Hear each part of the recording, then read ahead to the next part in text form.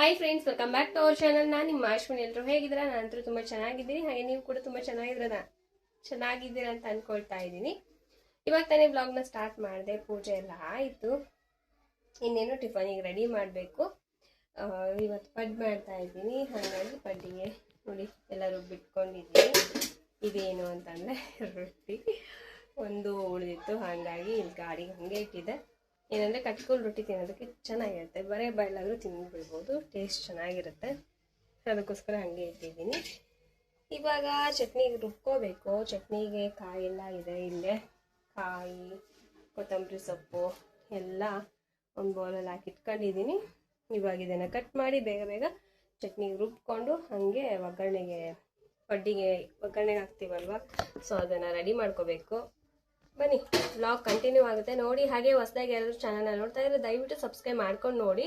ನಿಮ್ಗೆ ಈ ವಿಡಿಯೋ ಇಷ್ಟ ಆದರೆ ಒಂದು ಲೈಕ್ ಮಾಡಿ, ಶೇರ್ ಮಾಡಿ, ಕಾಮೆಂಟ್ ಮಾಡಿ. ಓಕೆನಾ? ಬನ್ನಿ, ವ್ಲಾಗ್ ಕಂಟಿನ್ಯೂ ಆಗುತ್ತೆ. ಇವಾಗ ನಾನು ಚಟ್ನಿಗೆ ಜೋಡಿಸ್ಕೊಳ್ಳೋದಕ್ಕೆ ಮತ್ತು ಪಡ್ ಮಾಡೋಣ ಅಂತ ಅಂದ್ಕೊಂಡಿದ್ದೀನಲ್ಲ, ಹಾಗಾಗಿ ಪಡ್ಡಿಗೆ ಏನೇನು ಬೇಕೋ ಅದನ್ನೆಲ್ಲ ಜೋಡಿಸ್ಕೋಬೇಕು. ಈ ಪೂಜೆ ಕೂಡ ಆಯಿತು. ಬೆಳಗ್ಗೆ ಬೇಗ ಎದ್ಬಿಟ್ಟು ಮನೆ ಕೆಲಸ ಎಲ್ಲ ಮುಗಿಸ್ಕೊಂಡು ಪೂಜೆನೂ ಕೂಡ ಕಂಪ್ಲೀಟ್ ಮಾಡಿಕೊಂಡೆ. ಮಕ್ಕಳು ಇನ್ನೂ ಮಲ್ಕೊಂಡಿದ್ದಾರೆ. ಅವ್ರಿಗೂ ಕೂಡ ನೀರು ಕಾಯಿಸೋದಕ್ಕೆ ಇಟ್ಟಿದ್ದೀನಿ ಸ್ನಾನಕ್ಕೆ. ಅವ್ರನ್ನೂ ಕೂಡ ಹೇಳ್ತಾ ಇದ್ದೀನಿ, ಎದ್ದೇಳ್ರಪ್ಪ ಬೇಗ ಸ್ನಾನ ಮಾಡ್ಕೊಳ್ರಿ ಅಂತ ಹೇಳಿ. ಬಟ್ ಏನಂದರೆ ನೈಟ್ ಫುಲ್ ಮಳೆ ಬಂತ, ಹಾಗಾಗಿ ಸ್ವಲ್ಪ ವಾತಾವರಣ ಕೂಡ ತಣ್ಣಗಿದೆ. ಮತ್ತು ಇಂಥ ಟೈಮಲ್ಲಿ ಮಲ್ಕೊಂಡಿರೋ ಎದ್ದೇಳೋಕ್ಕಾಗಲ್ಲ. ಇನ್ನೂ ಸ್ವಲ್ಪ ಹೊತ್ತು ಮಲ್ಕೊಳ್ಳೋಣ ಅಂತ ಅನಿಸುತ್ತೆ. ಸೊ ಹಾಗಾಗಿ ಇನ್ನೂ ಮಲ್ಕೊಂಡಿದ್ದಾರೆ. ನನಗೇನೆಂದರೆ ಸ್ವಲ್ಪ ಬೆಳಗ್ಗೆ ಬೇಗ ಎದ್ಬಿಟ್ಟು ಸ್ನಾನ ಮಾಡಿಕೊಂಡು ಪೂಜೆ ಗೀಜೆ ಮಾಡಿಕೊಂಡು ಟಿಫನ್ ಮಾಡಿಕೊಂಡು ಆರಾಮಾಗಿ ನಿಧಾನಕ್ಕೆ ರೆಡಿ ಆಗಲಿ ಅನ್ನೋದೊಂದು. ಬಟ್ ಏನಂದರೆ ನನ್ನ ಮಕ್ಕಳು ಎದ್ದೇಳೋದು ಲೇಟಾಗಿ ಎದ್ದೇಳ್ತಾರೆ, ಮತ್ತು ಕೆಲಸನೂ ಅವರು ಬೇಗ ಮಾಡ್ಕೊಳಲ್ಲ. ಪ್ರತಿಯೊಂದು ನಾನೇ ಮಾಡಬೇಕು. ಮತ್ತು ಅವ್ರನ್ನ ರೆಡಿ ಮಾಡೋದು, ಟಿಫನ್ ಮಾಡಿಸೋದು ಎಲ್ಲ ಕೂಡ ಲೇಟ್ ಮಾಡ್ತಾರೆ. ಮತ್ತು ಟೈಮ್ ಆಗಿಬಿಡ್ತು ಅಂದರೆ ಅಮ್ಮ ಟೈಮ್ ಆಯಿತು ಅಂತ ಹೇಳಿ ಒಯ್ಕೊತಾರೆ. ಇನ್ನೇನು ಸ್ಕೂಲಿಗೆ ಹೋಗಬೇಕು ಅನ್ನೋ ಟೈಮಲ್ಲಿ ಫುಲ್ಲು ಹೆಂಗಂದರೆ ಶತಾಬ್ದಿ ಎಕ್ಸ್ಪ್ರೆಸ್ ಹೋಗ್ತಾ ಇರುತ್ತಲ್ವ, ಸೊ ಆ ಸ್ಪೀಡಲ್ಲಿ ನಾನು ಹೋಗಬೇಕು. ಫಾಸ್ಟಾಗಿ ಎಲ್ಲ ಕೆಲಸ ಮಾಡಬೇಕು. ಅವ್ರಿಗೆ ಬೇಗ ಅವ್ರನ್ನ ರೆಡಿ ಮಾಡಬೇಕು. ಆ ಥರ ಆಗಿಬಿಡುತ್ತೆ. ಸ್ವಲ್ಪ ಬೇಗನೆ ಒಂದು ಅರ್ಧ ಗಂಟೆ ಮುಂಚೆನೇ ಎದ್ವಿ ಅಂದರೆ ಎಲ್ಲ ಕೆಲಸನೂ ಆಗುತ್ತೆ. ಎದ್ದಿದ್ದಾರೆ ಹೇಳಬೇಕಂದ್ರೆ, ಅಜಯ್ ಎದ್ದಿದ್ದಾನೆ. ಎದ್ಬಿಟ್ಟು ಸುಮ್ಮನೆ ಹೊರಳಾಡ್ತಾ ಇದ್ದಾನೆ ಹಾಸಿಗೆ ಮೇಲೆ ಮಲ್ಕೊಂಡು. ಎದ್ದೇಳಪ್ಪ, ಹೆಂಗಿದ್ರು ಎದ್ದಿದೆಯಾ, ಜಸ್ಟ್ ಹೋಗ್ಬಿಟ್ಟು ಸ್ನಾನ ಮಾಡಿಕೊಂಡು ಪೂಜೆ ಮಾಡ್ಕೊ ಅಂತ ಹೇಳ್ತಾ ಇದ್ದೀನಿ. ಬಟ್ ಕೇಳ್ತಾ ಇಲ್ಲ. ಏನಂದರೆ ನಾವು ಡೈಲಿ ಲಿಂಗ ಪೂಜೆ ಮಾಡ್ಕೋತೀವಿ, ಹಾಗಾಗಿ ಅವ್ರದ್ದು ಲಿಂಗ ಎಲ್ಲ ಇದೆ. ಎದ್ದು ಸ್ನಾನ ಮಾಡಿಕೊಂಡು ಲಿಂಗ ಪೂಜೆ ಮಾಡ್ಕೊ ಅಂತ ಹೇಳ್ತಾ ಇದ್ದೀನಿ. ಅವನು ಲಿಂಗ ಪೂಜೆನ ನಾನು ಮಾಡ್ಕೋತೀನಿ, ಸುಮ್ಮನಿರಮ್ಮ, ಸ್ವಲ್ಪ ಹೊತ್ತು ವೇಟ್ ಮಾಡಮ್ಮ ಅಂತ ಈ ಥರ ಹೇಳ್ತಾ ಇದ್ದಾನೆ. ನನಗೊಂದು ಕಡೆ ನಗು ಬರ್ತಾಯಿದೆ, ಒಂದು ಕಡೆ ಕೋಪ ಬರ್ತಾಯಿದೆ. ಬಟ್ ಅವನೇನಾದ್ರು ಡೈಲಿ ಸ್ನಾನ ಮಾಡಿದ ತಕ್ಷಣ ಪೂಜೆ ಮಾಡ್ಕೋತಾನೆ. ಲಿಂಗ ಪೂಜೆ ಮಾಡಿ ಎಲ್ಲ ಆಮೇಲೆ ಟಿಫನ್ ಎಲ್ಲ ಮಾಡೋದವನು. ಇನ್ನೂ ನಾವು ಕೆಲವೊಂದು ಸಲ ಹೇಳಲ್ಲ ಅವನಿಗೇನು, ಪೂಜೆ ಮಾಡ್ಕೊ ಹಾಗೆ ಹಿಂಗೆ ಅಂತಂದೇಳಿ. ಬಟ್ ಅವನೇ ಎಲ್ಲದನ್ನು ಮಾಡ್ಕೋತಾನೆ. ಇವತ್ತು ಯಾಕೋ ಹಂಗೆ ಮಾಡ್ತಾಯಿದ್ದಾನೆ. ವೆದರ್ ಕೂಡ ಹಾಗೆ ಇತ್ತು, ಹಾಗಾಗಿ ನಾನು ಜಾಸ್ತಿ ಹೇಳೋದಕ್ಕೆ ಹೋಗಲಿಲ್ಲ. ಹೆಂಗಾದ್ರು ಮಾಡ್ಕೊಳಪ್ಪ ಅಂತ ಹೇಳ್ಬಿಟ್ಟು ನಾನು ಸುಮ್ಮನಾದೆ. ಆದರೆ ಭ್ರಮರ ಮಾತ್ರ ಬೇಗ ಎದ್ದೇಳಲ್ಲ. ನೀನು ಏನೇ ಹೇಳಿದ್ರು, ಎಷ್ಟೇ ನಾವು ಪ್ರಯತ್ನ ಪಟ್ಟರು ಕೂಡ ಬೇಗ ಎದ್ದೇಳಲ್ಲ. ಅವಳು ಎದ್ದೇಳೋದೇ 8 ಗಂಟೆ 8:15 ಎದ್ದೇಳ್ತಾಳೆ. ಕೆಲವೊಂದು ಸಲ ಹೆಂಗೆ ಮಾಡ್ತಾಳೆ ಅಂದರೆ ಬೇಗ ಎದ್ದೇಳಲ್ಲ. 8:30 ಆಗಿಬಿಡುತ್ತೆ. ಅವರು 9:15 9:15 ಸ್ಕೂಲಲ್ಲಿ ಇರಬೇಕು. ಅವಳು ಎದ್ದು ಸ್ನಾನ ಮಾಡಿಕೊಂಡು ಮತ್ತು ಟಿಫನ್ ಮಾಡಿಸೋದಕ್ಕೆ ಹೋದರೆ, ಬೇಡಮ್ಮ ನಾನೇ ಮಾಡ್ಕೋತೀನಿ ಅಂತಂದು ಅದು ಒಂದು ಡೈಲಾಗ್ ಬೇರೆ. ಮತ್ತು ಅವಳು ಟಿಫನ್ ಮಾಡಿಕೊಂಡು ರೆಡಿ ಆಗೋಷ್ಟರಲ್ಲಿ 1 ತಾಸು ಇಲ್ಲ 1:15 ತಾಸು ಬೇಕು. ಹಾಗಾಗಿ ಸ್ವಲ್ಪ ಬೇಗ ಎದ್ದೇಳ್ರು ಅಂದರೂ ಕೂಡ ಎದ್ದೇಳ್ತಾ ಇಲ್ಲ. ನಾನು ಇನ್ನೂ ಚಿಕ್ಕವ್ರು ಬಿಡತ್ಲಾಗೆ ಜಾಸ್ತಿ ಪ್ರೆಷರ್ ಹಾಕೋದು ಬೇಡ ಅಂದ್ಬಿಟ್ಟು ನಾನು ಸುಮ್ಮನೆ ಇದ್ದೀನಿ. ಮತ್ತು ಅವ್ರ ಪಪ್ಪನೂ ಕೂಡ ಹೇಳ್ತಿರ್ತಾರೆ, ಎದ್ದೇಳ್ರಪ್ಪ ಹಂಗೆಲ್ಲ ಮಾಡಬಾರ್ದು ಅಂತ. ಬಟ್ ಕೇಳಲ್ಲ. ಏನು ಮಾಡೋದು, ಏನೂ ಮಾಡೋಂಗಿಲ್ಲ.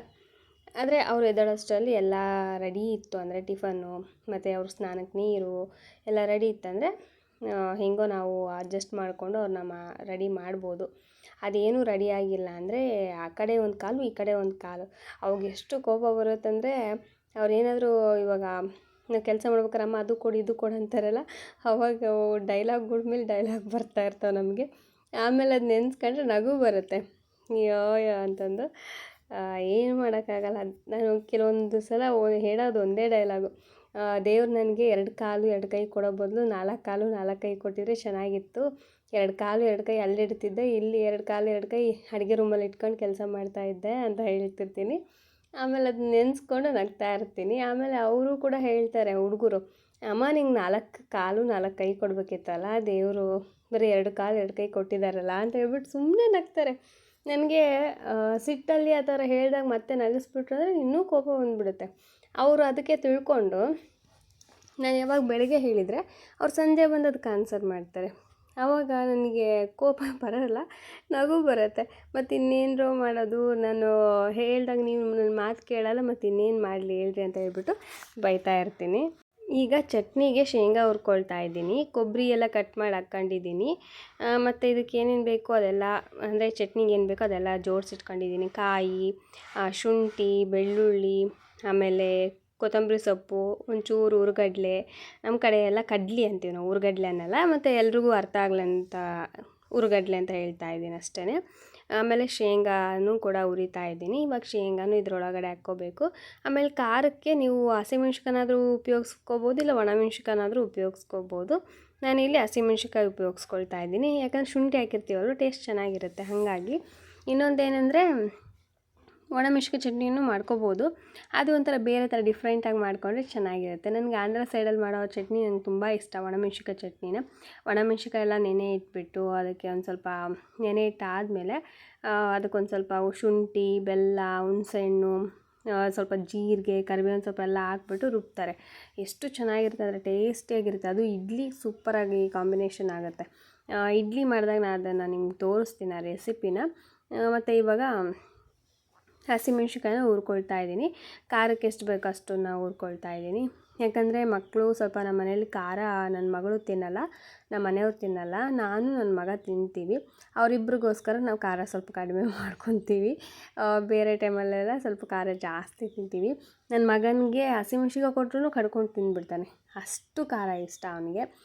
ಕೆಲವೊಂದು ಸಲ ನಾನು ರೈಸು ಏನಾದರೂ ಮಾಡಿದರೆ, ಈಗ ಒಗ್ಗರಣೆಗೆ ಹಾಕಿ ರೈಸ್ ಎಲ್ಲ ಮಾಡ್ತೀವಲ್ವ, ಆಮೇಲೆ ಹೇಳ್ತಾನೆ, ಅಮ್ಮ ಸ್ವಲ್ಪ ಖಾರದ ಪುಡಿ ಉದುರಿಸ್ಕೊಡಮ್ಮ ಮೇಲ್ಗಡೆ ಅಂತ ಹೇಳ್ತಿರ್ತಾನೆ.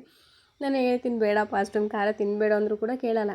ನಮ್ಮನೇಲಿ ಎಲ್ಲರೂ ಅಪೋಸಿಟ್ ಪರ್ಸನ್ಸೇ ಇರೋದು. ಯಾರು ಕೂಡ ಎಲ್ಲದಕ್ಕೂ ಹೊಂದಾಣಿಕೆ ಮಾಡ್ಕೊಂಡು ತಿನ್ನೋಂಥವ್ರು ಯಾರೂ ಇಲ್ಲ. ಎಲ್ಲರಿಗೂ ಒಂದೊಂದು ವೆರೈಟಿ ಬೇಕು. ಈಗ ಹಸಿಮೆಣ್ಸಿಕಾಯಿ ಹುರಿದು ಹಾಕ್ಕೊಂಡಿದ್ದೀನಿ. ಹಾಗೆ ಒಂದು ಸ್ವಲ್ಪ ಹುಣಸೆಹಣ್ಣು ಹಾಕ್ಕೊಂಡಿದ್ದೀನಿ. ಹುಣಸೆಹಣ್ಣು ಒಂಚೂರು ಹಾಕ್ಕೋಬೇಕು, ಜಾಸ್ತಿ ಹಾಕ್ಕೊಂಡ್ರೆ ಹುಳಿ ಹುಳಿ ಇರುತ್ತೆ. ಆಮೇಲೆ ಇದಕ್ಕೆ ಒಂದು ಸ್ವಲ್ಪ ಉಪ್ಪು ಹಾಕ್ಕೊಳ್ತಾ ಇದ್ದೀನಿ. ಆಮೇಲೆ ಇದಕ್ಕೆ ಎಷ್ಟು ಬೇಕೋ ಅಷ್ಟು ನೀರು ಹಾಕ್ಬಿಟ್ಟು ಇದನ್ನು ರುಬ್ಕೊಂಬಂದುಬಿಟ್ಟು ನಮ್ಮ ಚಟ್ನಿ ರೆಡಿ ಆಗುತ್ತೆ. ಸೊ ಈ ಥರ ಮಾಡ್ಬೋದು. ಇಲ್ಲ ನಿಮ್ಮ ಕೊತ್ತಂಬರಿ ಇಲ್ಲ ಅಂದರೆ ಕರಿಬೇವಿನ ಸೊಪ್ಪು ಹಾಕ್ಕೊಳ್ಳಿ, ಟೇಸ್ಟ್ ಚೆನ್ನಾಗಿರುತ್ತೆ. ನಾನು ಕರಿಬೇವಿನ ಸೊಪ್ಪು ಹಾಕ್ಕೊಂಡಿಲ್ಲ ಇವತ್ತು, ಜಸ್ಟ್ ಕೊತ್ತಂಬರಿ ಅಷ್ಟೇ ಹಾಕ್ಕೊಂಡಿದ್ದೀನಿ. ಹಾಗೆ ಅದಕ್ಕೆ ಸ್ವಲ್ಪ ನೀರು ಹಾಕ್ಕೊಳ್ತಾ ಇದ್ದೀನಿ. ನಿಮಗೆ ಗಟ್ಟಿಗೆ ಬೇಕಂದರೆ ಗಟ್ಟಿಗೆ ರುಬ್ಕೋಬೋದು, ತೆಳು ಬೇಕಂದರೆ ತೆಳು ರುಬ್ಕೋಬೋದು. ಇದು ರೈಸ್ಗೂ ಕೂಡ ಕಾಂಬಿನೇಷನ್ ಆಗುತ್ತೆ. ಒಂದ್ಸಲ ನೀವು ಟ್ರೈ ಮಾಡಿ. ಈ ಥರ ಚಟ್ನಿ ಮಾಡಿಕೊಂಡು ರೈಸು ಬಿಸಿ ಅನ್ನ ಇರುತ್ತಲ್ವ, ಅದಕ್ಕೆ ಹಾಕ್ಕೊಂಡು ತಿನ್ನಿರಿ, ಯಪ್ಪ ಒಂದು ತುತ್ತು ಎಕ್ಸ್ಟ್ರಾನೇ ಹೋಗುತ್ತೆ, ಅಷ್ಟು ಚೆನ್ನಾಗಿರುತ್ತೆ. ಆಮೇಲೆ ಈಗ ಪಡ್ಡು ಮಾಡೋದಕ್ಕೆ ಇಟ್ಟಿದೆ. ಮಕ್ಕಳು ಸ್ನಾನ ಎಲ್ಲ ಮಾಡ್ಕೊಂಬಂದರು, ರೆಡಿಯಾಗಿ ಕುತ್ಕೊಂಡಿದ್ದಾರೆ. ಹಾಗಾಗಿ ಫಸ್ಟು ಪಡ್ಡು ಮಾಡಲಿಕ್ಕೆ ಇಕ್ಕಿದ್ದೆ.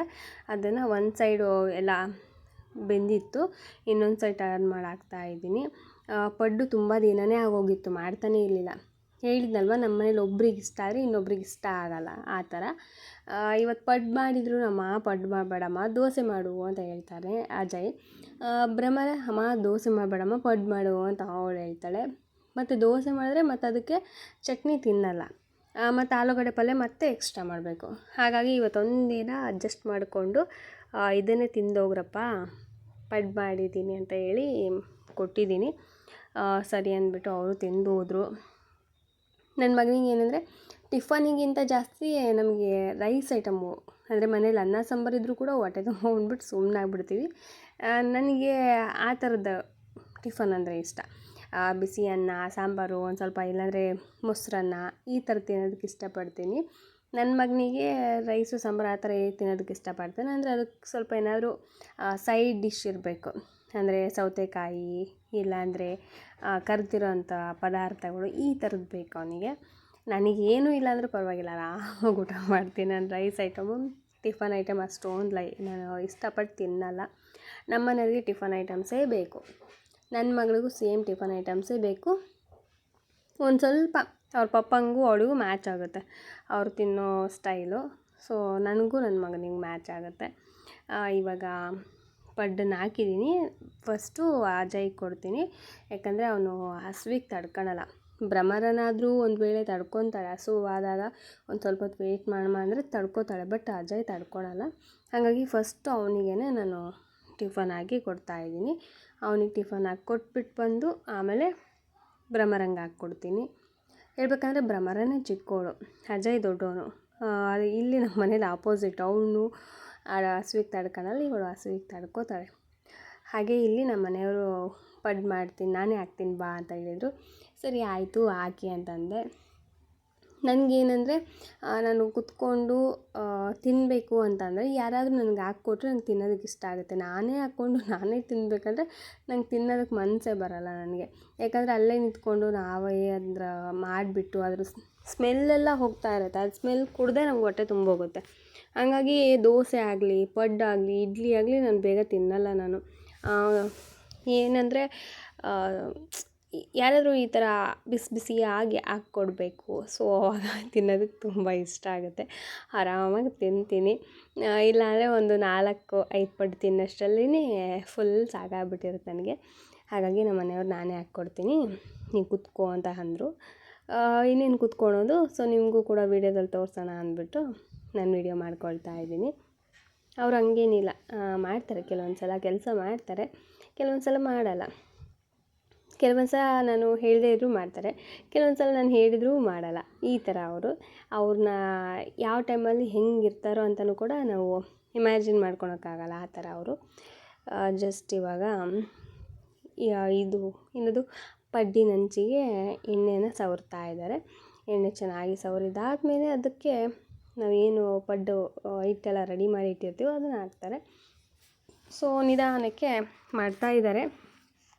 ಅವ್ರೇನೆಂದರೆ ಇವಾಗ ಎಲ್ಲದನ್ನು ಕೂಡ ಮಾಡ್ತಾಯಿದ್ದಾರೆ. ಕೆಲವೊಂದು ಸಿಚುವೇಶನ್ಸ್ ಆ ಥರ ಬಂದವು.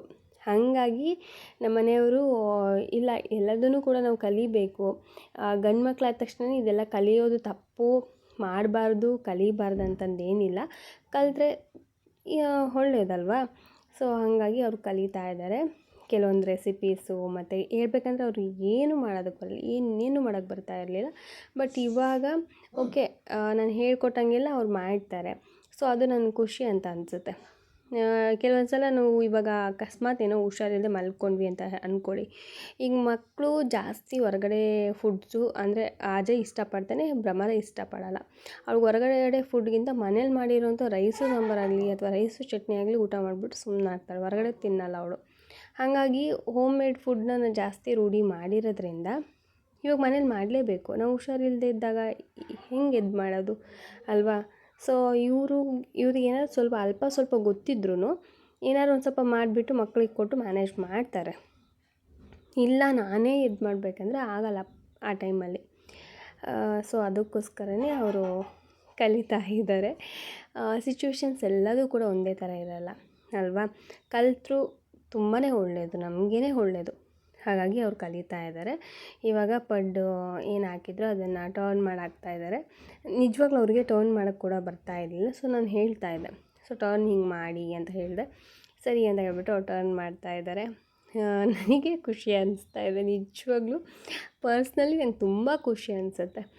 ನನ್ನ ಗಂಡ ಅಟ್ಲೀಸ್ಟ್ ಪ್ರಯತ್ನನಾದರೂ ಪಡ್ತಾ ಇದ್ದಾರೆ ಮಾಡಲಿಕ್ಕೆ, ಕಲಿಯೋದಕ್ಕೆ ಅನ್ನೋದು ಒಂದು ಖುಷಿ ವಿಷಯ ನನಗೆ. ನಮ್ಮ ಮನೆಯವ್ರು ಹೇಳಬೇಕಂದ್ರೆ ನನಗೆ 100ಗೆ 99% ಉತ್ತಮನೇ. ಯಾಕಂದರೆ ಅಡುಗೆನ ನೀನೇ ಹಾಕ್ಕೊಡು ಊಟನ ಅಂತ ಕೇಳಲ್ಲ, ಮತ್ತು ಅವ್ರು ಊಟ ಮಾಡಿದ ತಟ್ಟೆ ನಾನೇ ತೆಗ್ದಿಕ್ಬೇಕಂತಂದು ಇದು ಮಾಡಲ್ಲ. ನಾನು ಏನಾದರೂ ಕೆಲಸ ಮಾಡ್ತಾಯಿದ್ದೆ ಅಂದರೆ ಅವ್ರ ಪಾಡಿಗೆ ಅವರು ಊಟ ಹಾಕ್ಕೊಳೋದು, ಊಟ ಮಾಡೋದು, ಊಟ ಮಾಡಿರೋ ತಟ್ಟೆನ ಎತ್ತಿಡೋದು, ಮಕ್ಕಳಿಗೆ ಊಟಕ್ಕೆ ಹಾಕ್ಕೊಡೋದು, ಆಮೇಲೆ ಅವ್ರಿಗೆ ರೆಡಿ ಮಾಡೋದು.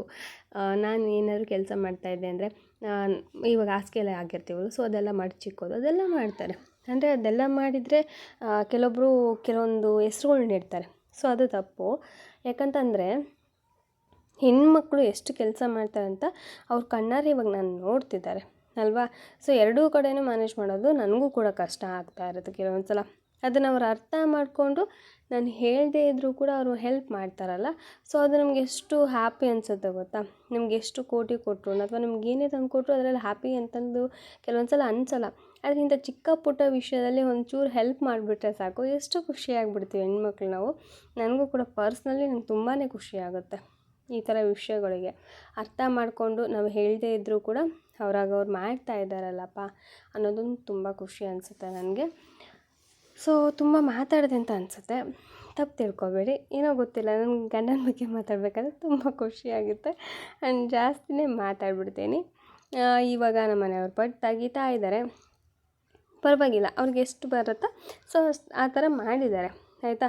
ತುಂಬ ಕ್ರಿಸ್ಪಿ ಮಾಡಬೇಕಂದ್ರೆ ಸ್ವಲ್ಪ ಇನ್ನೂ ಹೀಟ್ ಆಗಬೇಕಿತ್ತು, ಬಟ್ ಅವರು ಇವಾಗಲೇ ತೆಗೆದ್ರು. ಪರವಾಗಿಲ್ಲ, ಚೆನ್ನಾಗಿತ್ತು ಪಡ್ ಮಾತ್ರ. ಏನೂ ಇಲ್ಲ, ಎಲ್ಲದೂ ಕೂಡ ರೆಡಿ ಇತ್ತಲ್ಲ, ಸೊ ಪಡ್ ಮಾಡಿದರು. ಇಷ್ಟಾದರೂ ಮಾಡಿದ್ರಲ್ಲ ಅನ್ನೋದೊಂದು ನನಗೆ ಫುಲ್ ಹ್ಯಾಪಿ. ಫೈನಲಿ ಚಟ್ನಿ ಎಲ್ಲ ರೆಡಿ ಇತ್ತು. ಪಡ್ಡಿಗೆ ಒಂದು ಚಟ್ನಿ ಇದ್ದರೆ ಸಾಕು. ಕೆಲವೊಂದು ಸಲ ನಾನು ಚಟ್ನಿ ಕೂಡ ತಿನ್ನೋದಿಲ್ಲ, ಹಾಗೆ ಬರೀ ಪಡ್ಡನ್ನೇ ತಿಂದುಬಿಡ್ತೀನಿ. ಯಾಕಂದರೆ ಅದರಲ್ಲೇ ಈರುಳ್ಳಿ, ಹಸಿಮೆಣ್ಸಿಕಾಯಿ, ಕೊತ್ತಂಬರಿ ಸೊಪ್ಪು ಎಲ್ಲ ಹಾಕಿರ್ತೀವಲ್ವ, ಸೊ ಹಾಗಾಗಿ. ಬಟ್ ಇದರಲ್ಲಿ ನಾನು ಹಸಿಮೆಣ್ಸಿಕಾಯಿ ಹಾಕಿಲ್ಲ, ಯಾಕಂದರೆ ಮಕ್ಕಳು ಹಸಿಮೆಣ್ಸಿಕಾಯಿ ಹಾಕಿದಾಗ ಏನಾದ್ರು ಒಂದು ಸಲ ಅದು ತಿನ್ಬೇಕಾದ್ರೆ ಸಿಕ್ತು, ಖಾರ ಆಯಿತು ಅಂದರೆ ನನ್ನ ಮಗಳು ಬಿಲ್ಕುಲ್ ಅದು ಮುಟ್ಟಲ್ಲ, ಬೇಡವೇ ಬೇಡ ಅಂತಾಳೆ.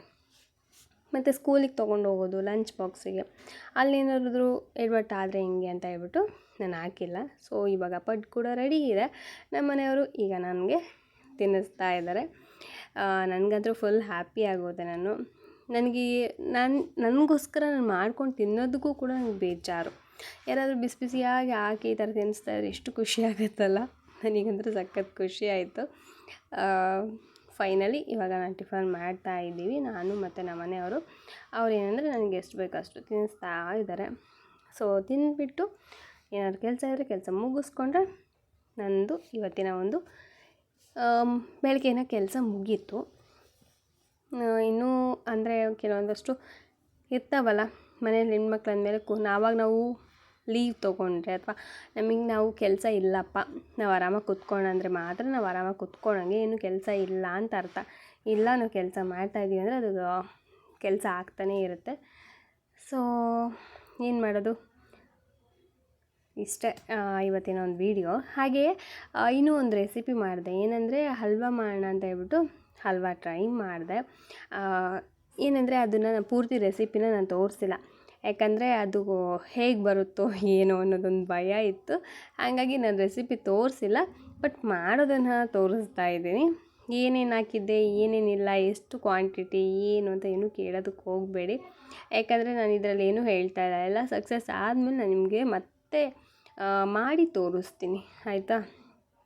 ನನಗಂತೂ ಸಖತ್ ಇಷ್ಟ ಇತ್ತು, ಇದನ್ನು ಮಾಡಬೇಕು ಅಂತ ಹೇಳಿ ತುಂಬ ದಿನದಿಂದ ಅಂದ್ಕೊಳ್ತಾ ಇದ್ದೆ.